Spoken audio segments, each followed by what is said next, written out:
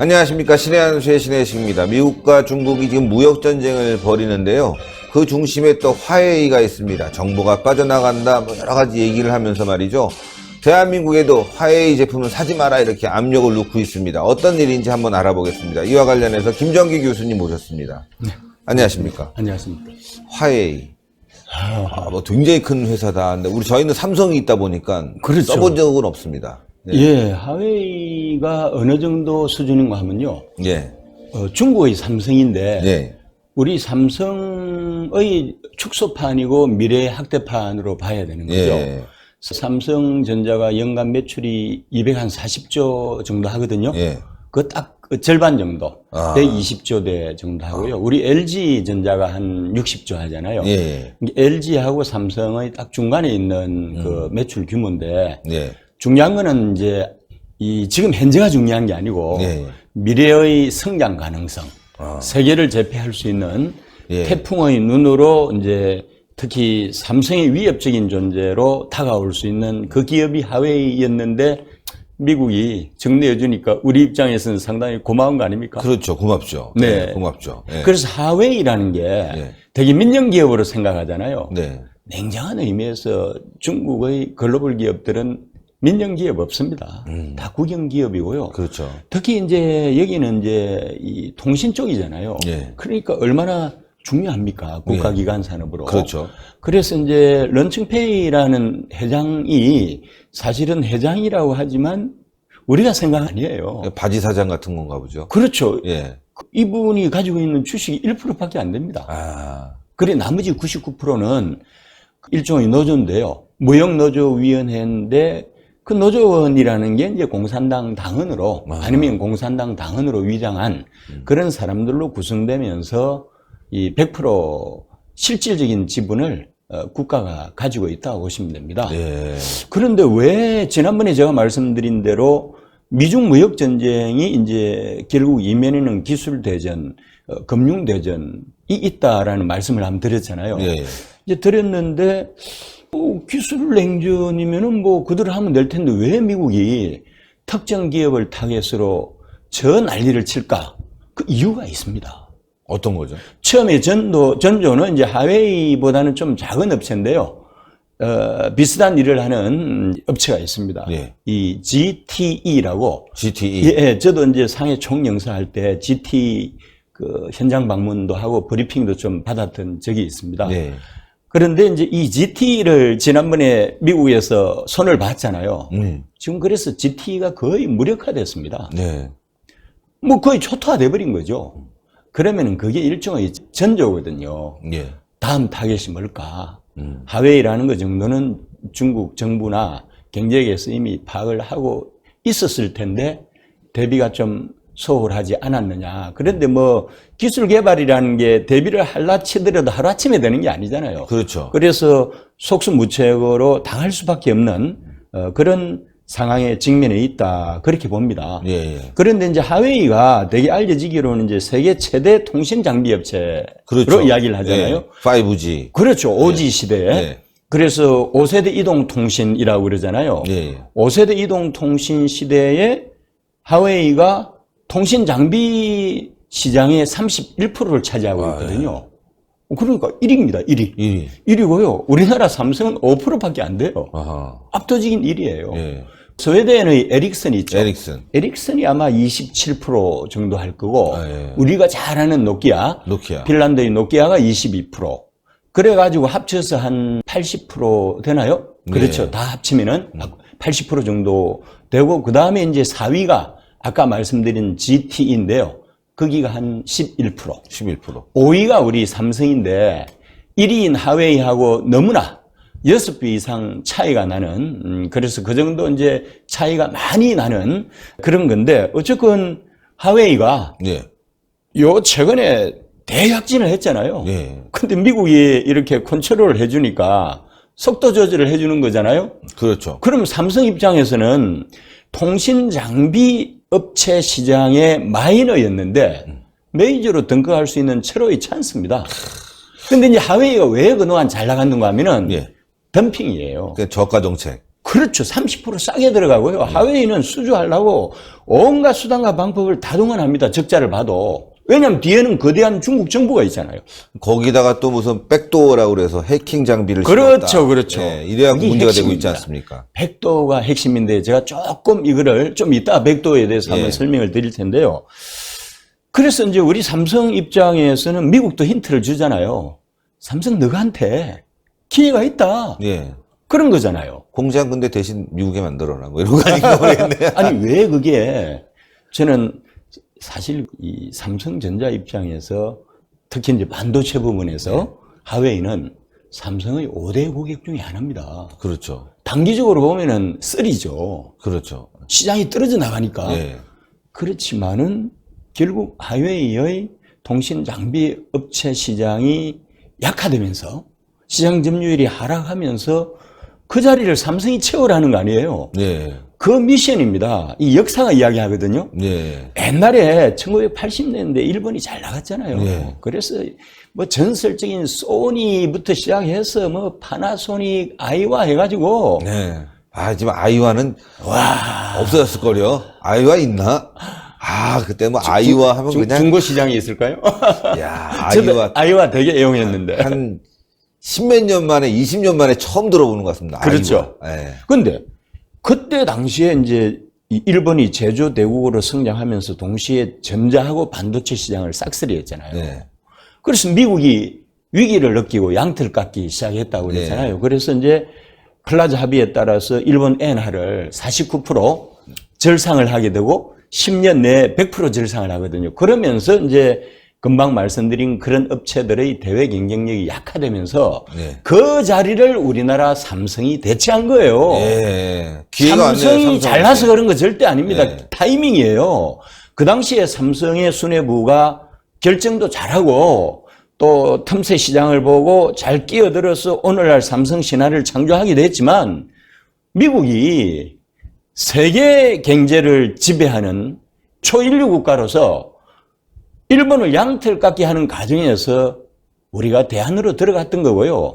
지금은 중국에 대해서 그걸 하고 있거든요. 네. 그래서 그 공간이 삼성 너것 거다 하고 지금 이제 이야기를 하고 있습니다. 그래서 삼성은 요 틈새 시장을 보면서 장기적으로 대비를 해야 되고 그래서 저는 대한민국 국익에는 일정 부분 부합할 수도 있다. 왜냐하면은 일본이 그때 당하고 나서 잃어버린 20년인데 그래도 일본은 살고 있잖아요. 그죠? 네.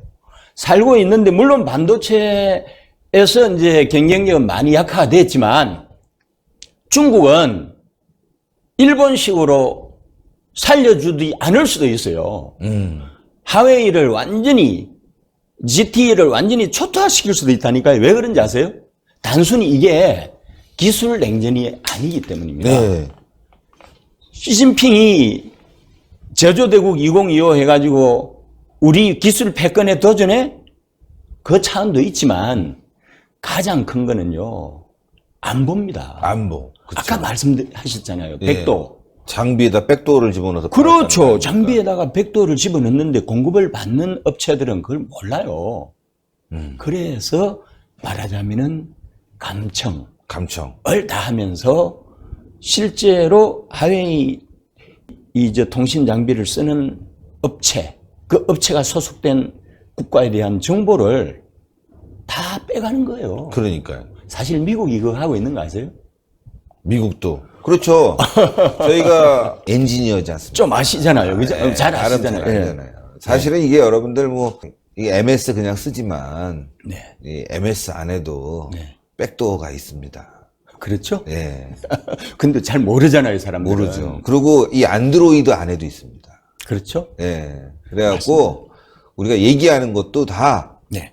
데이터, 빅데이터로 수집이 됩니다. 그렇죠. 예. 근데 우리나라 국민들이 잘 모르잖아요. 모르죠. 그래서 제가 아까 이제 너무 잘 아시니까 그냥 우리 시청자들을 모시고 하는 방송이니까 좀 설명을 드리면은 미국이 뭐 대표적인 도감청 국가 아닙니까? 실제로 이 에실론이라고 해서 에실론 시스템이라고 해서 미국하고 형제 국가인 영국, 그 다음에 캐나다, 호주, 뉴질랜드 영미권 국가 있잖아요. 네. 이걸 해서 이 국가들은 사실은 정보를 다 줍니다.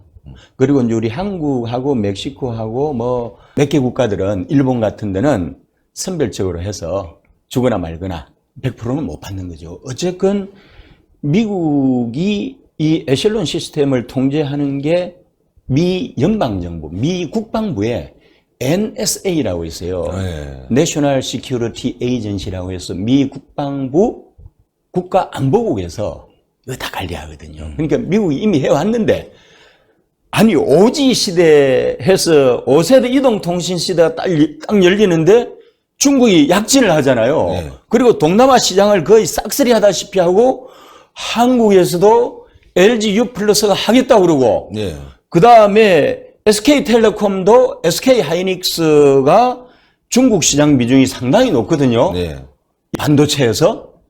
그러니까 너가 우리 거 써 하고 압박을 하고 있었잖아요.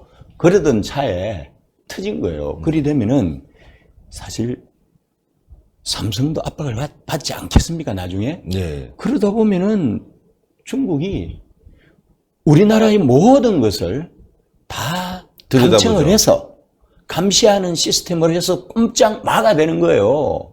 그런데 문제는 왜 그럼 미국이 이렇게 난리법석을 뜨느냐? 미국하고 우리나라는 동맹국이잖아요. 그렇죠. 아까 에셀론 시스템에 따라서 일정 부분 정보가 공유가 되잖아요. 예. 그런데 그게 중국으로 넘어가는 거 아닙니까? 이걸 그냥 두겠어요?